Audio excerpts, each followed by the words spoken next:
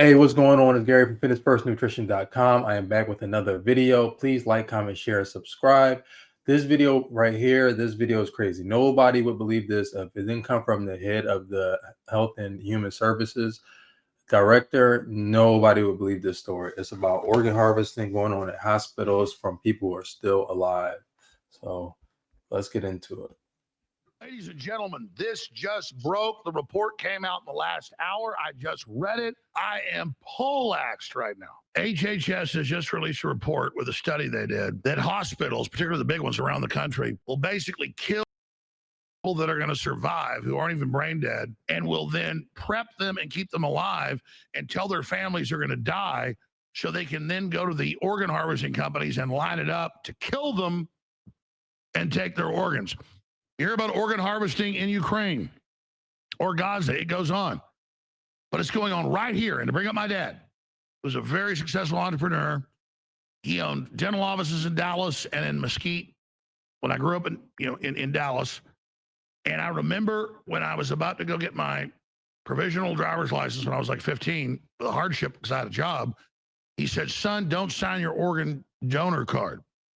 And I said, why, Dad? He said, well, I owned, as you know, he just sold it a small hospital in Mesquite, and we didn't do any of this. But he said, I know other doctors in Dallas, and they say that they kill viable people. You have a car wreck, you're not even brain dead, you're survivable.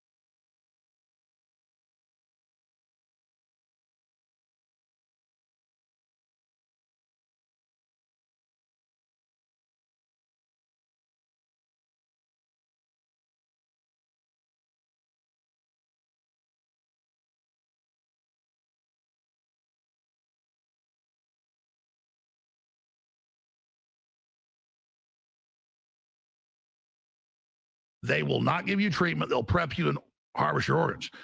Now, I kind of rolled my eyes, but I still didn't sign the organ donor card. Now, in most states, they don't even ask you. If you don't opt to not do it, they do it.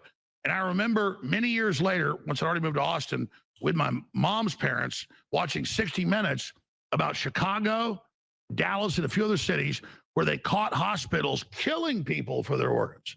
So this has been out for a while. But now HHS has gone in and looked at the numbers, looked at the facts, talked to the whistleblowers, and that they are killing.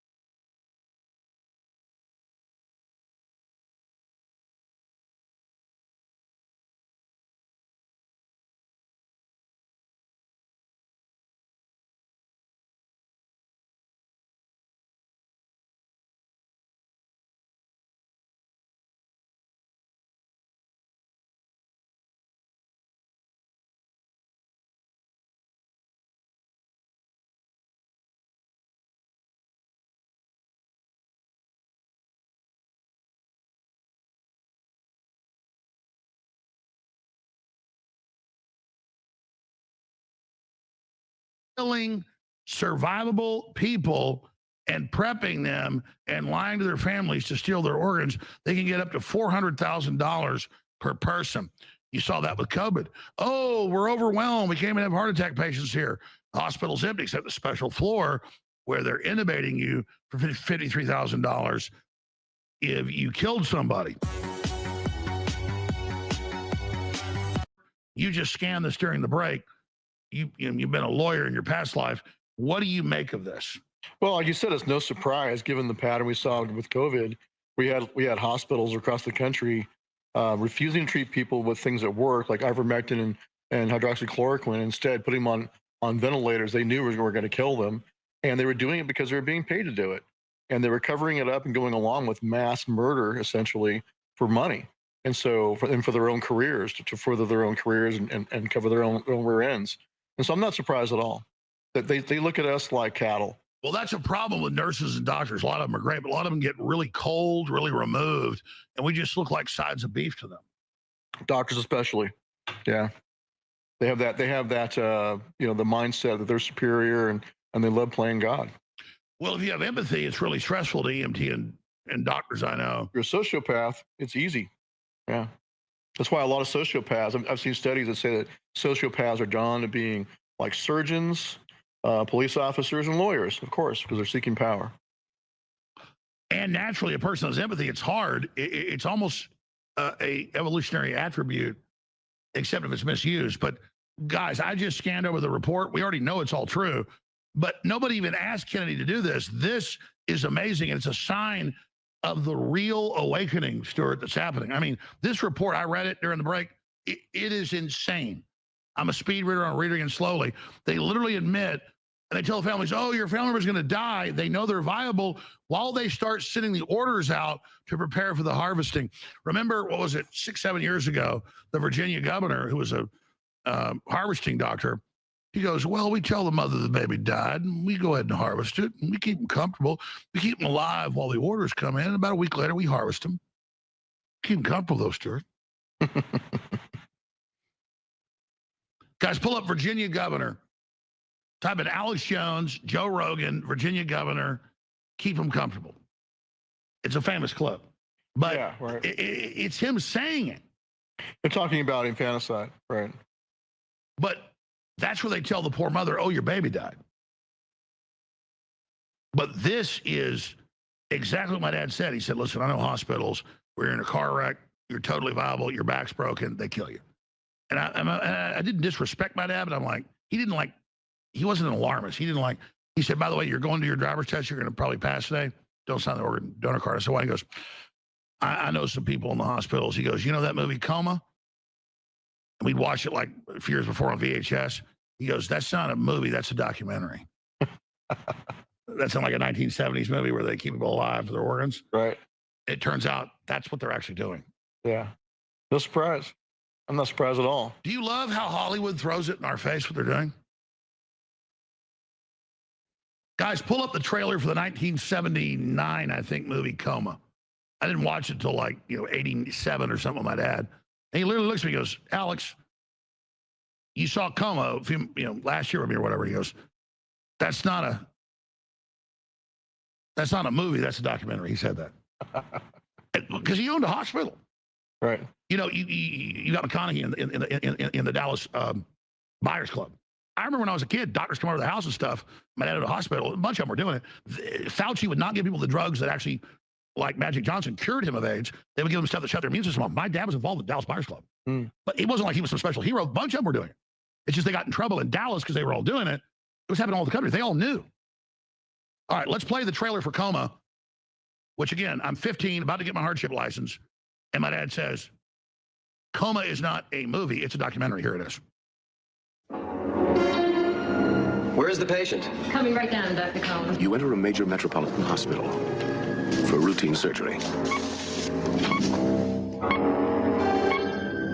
What's the matter? I don't know. Something goes wrong. She never woke up. No. What if it wasn't an accident? Now, the #1 best-selling mystery becomes the most thrilling suspense film of the year. Geneviève Bujold is Dr. Susan Wheeler. Been about a dozen of these coma cases here in the last year. They're always different. Hard to imagine it's murder. Are you sure? Susan, what do you think? There's a conspiracy at the Boston Memorial Hospital? I'm fine. I don't need to frame you. But I think it's important to have on the record. She's under stress, a little paranoid. But she thinks there's a conspiracy. Does she think you're involved? Michael Douglas is Dr. Mark Bellows. No, I don't think so. First rule of crime. Keep it simple. Somebody is putting people into comas. They're murdering them.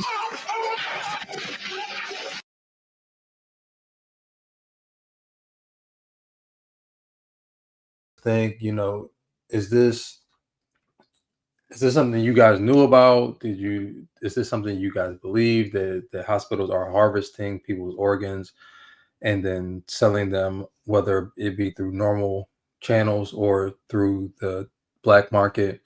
Again, there's been plenty of instances where people who are not organ donors, the family doesn't know what happened, why their loved one doesn't have their organs. The hospital acts like they don't know what's going on. Nobody can explain it. And then the story comes in and then the story leaves. So anyway, that was that on that. Hopefully RFK can keep doing what he's doing. He's doing a really good job. He's the best part of the whole Trump administration for sure. He's actually getting things done that he said he was going to get done. He's getting stuff that he didn't say he was going to get done. So shout out to RFK. So anyway, this is Gary from FitnessFirstNutrition.com. Please like, comment, share,